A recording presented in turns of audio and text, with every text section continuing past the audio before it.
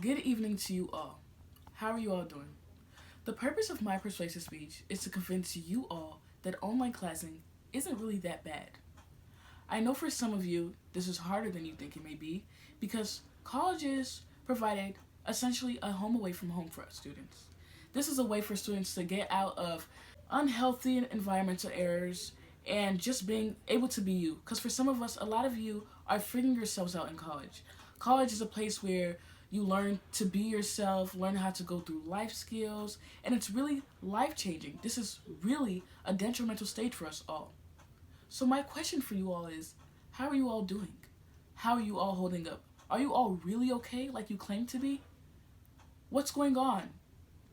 As you all know, universities have transferred from being face to face every day to online. Now, right now, that doesn't seem really helpful, for one. We're all waking up at times whenever we want to, and really just doing things at our own pace, some forgetting to do assignments because we're not being punctuated every single time we're not doing an assignment, and so now we're just doing things at our own leisure. COVID-19 did start a lot of things, but one of the things I can say I'm grateful for is that it's giving us a time to reflect on ourselves, giving us a time to think to ourselves, to work on ourselves, physically and mentally. Sometimes we need to be put away from everything and isolated to get our minds right and our bodies right. What is online classing? Online classing literally translates over to what it says directly in the title, taking classes online. Whereas we were taking classes face to face in universities, we are now switching over to using the internet and virtually seeing each other through an app called Zoom. Now that we have talked about what online classing is, now we will discuss what online classing requires. Online classing does not require much as it is virtual. All you really need is to connect to a working internet, the student, and whatever website your institution chooses to use.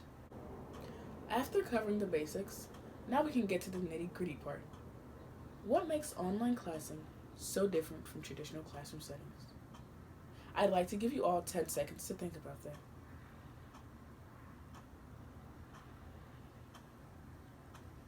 I hope you're done. Besides the traditional setting of a regular classroom and a virtual classroom, there are many distinct features between the two. For one, let's start off by saying the most important for everybody, the tuition. Online classing is generally a lot more costlier than to take classes face to face. Another thing that is different between the two is the pace. At home, you pretty much are doing things at your own pace. Teachers are uploading assignments, quizzes, and even finals pretty much all at once. So you're really doing everything at your own convenience. You can choose whether or not to go to most classes because majority of the times you'll wake up whenever you want to anyways. Whereas face-to-face lectures, you pretty much can really choose when you go. A lot of these teachers were taking attendance very much, and the chances of you missing classes were slim to none. Now, students are debating whether or not they should go to class or not, which is at your own risk. The third and distinctive feature between these two different categories that make them so different is the fact that virtual school and face-to-face school both have different learning styles.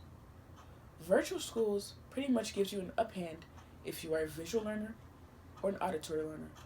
People that are a hands-on learner, well, you're going to struggle a little bit. Because these online classes are both mainly visual and auditory, you pretty much have an up one if you're both of these learners or one or the other. Hands-on, they will struggle the most.